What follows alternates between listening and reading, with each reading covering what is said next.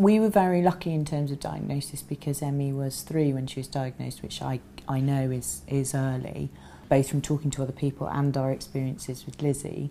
So Emmy was diagnosed at the GP referred Emmy to the Child Development Centre, and because she was non-verbal there were concerns that perhaps she had a hearing loss or an impairment with her hearing.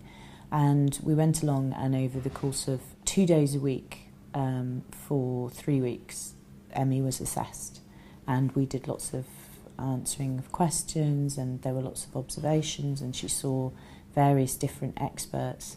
And about halfway through the weeks that we were there, about halfway through the time, they diagnosed her with a learning disability.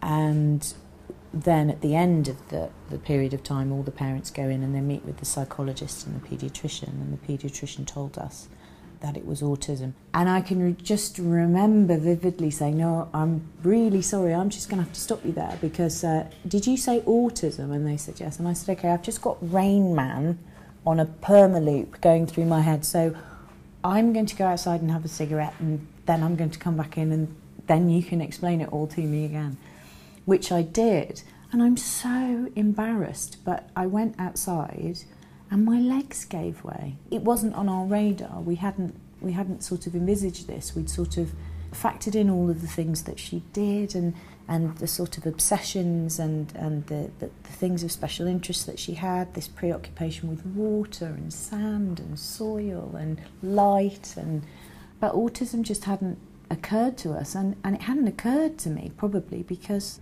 Emily was so very affectionate. You know, of the two of them, Lizzy was much more withdrawn and sort of aloof in a way, but in a very gentle way. But Emily would bound over and she'd jump onto my knee and she'd snuggle in for a cuddle. And again, this sort of cod understanding that we all sort of have when we know very little about a condition. And it's really informed my thinking now when I talk to people about autism or I campaign, is the fact that the myths and the stereotypes aren't always damaging, but they can be very, very limiting, both in what you as a parent expect and also what the world expects of people with autism.